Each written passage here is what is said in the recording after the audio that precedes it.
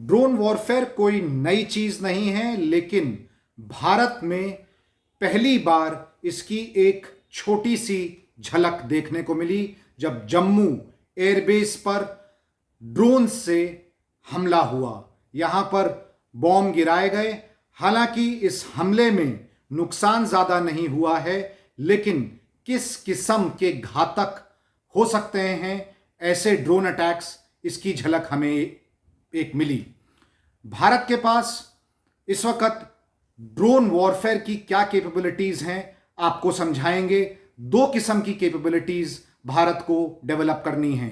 एक कैपेबिलिटी है डिफेंसिव यानी कि रक्षात्मक, जो कि इस वक्त भारत के पास कैपेबिलिटी है। ये ज्यादातर बॉर्डर एरियाज पर है और इसमें जैमर्स जो कि ड्रोन्स को सही वक्त पर डिटेक्ट कर सकते हैं, ये जगह जगह पे लगे हुए हैं। लेकिन जिस तरह के ड्रोन्स इस्तेमाल हो रहे हैं, कई बार ये जैमर्स काम नहीं करते और इनका डिटेक्शन बहुत मुश्किल हो जाता है।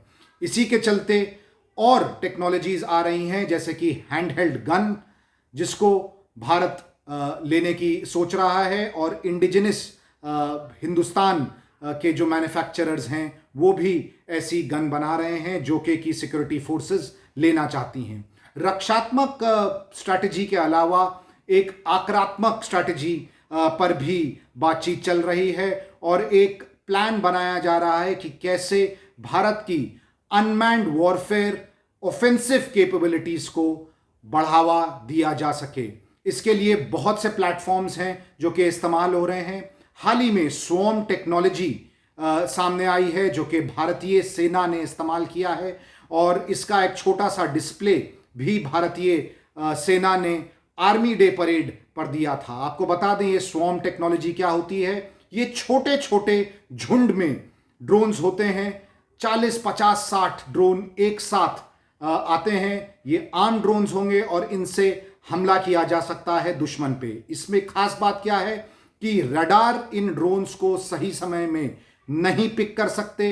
दूर से ऐसा लगता है कि एक बड़ा ऑब्जेक्ट उड़ता हुआ आ रहा है। रडार में ये छोटे छोटे ड्रोन एक बड़े ऑब्जेक्ट की तरह ही नजर आते हैं, लेकिन जैसे ये करीब आते हैं ये हमला करने की क्षमता रखते हैं। इनमें विभिन्न प्रकार के एक्सप्लोसिव्स लगाए जा सकते हैं जिनसे हमला हो सकता है।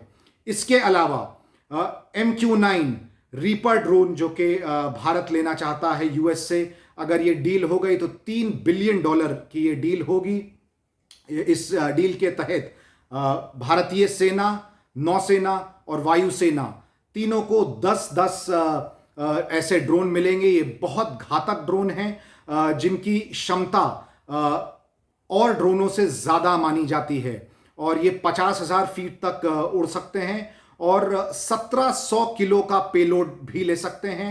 हेलफायर मिसाइल्स इनमें लगी हुई हैं जिनसे कि घातक हमले किए जा सकते हैं। इसके अलावा भारत का में चलता एक बहुत ही एम्बिशियस प्रोजेक्ट है HAL का, हिंदुस्तान एरोनॉटिक्स लिमिटेड का, जिसको नाम दिया गया है कैट्स वॉरियर ड्रोन।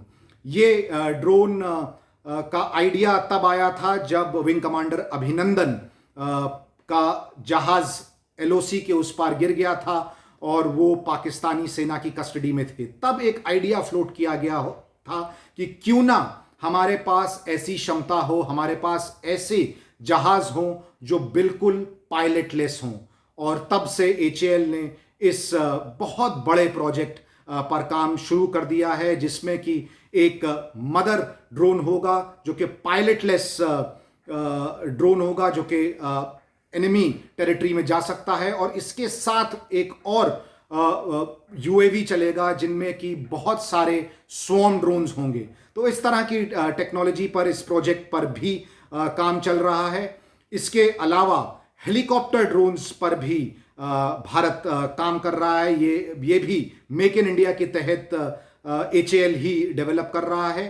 तो आने वाले समय में हम देखेंगे कि ना सिर्फ रक्षात्मक शैली बल्कि एक आक्रामक शैली में कैसे भारत अपनी ड्रोन क्षमता को बढ़ाएगा, इस पर काम चल रहा है। और भारत में भी मेक इन इंडिया के तहत इस पे बहुत सारे प्रोजेक्ट्स हैं जिन पर डीआरडीओ, एचएएल और प्राइवेट इंडस्ट्री भी काम कर रही है। अभी तक भारत ने ड्रोन्स आक्रामक शैली में इस्तेमाल नहीं किए हैं, ये सिर्फ इंटेलिजेंस गैदरिंग या सर्वेलेंस के लिए इस्तेमाल हुए हैं। लेकिन जिस तरह का माहौल है, ऐसा लग रहा है कि ऑफेंसिव स्ट्रैटेजी ड्रोन्स के जरिए एक नई सच्चाई होने वाली है। अभिषेक भल्ला, दिल्ली, दुनिया तक।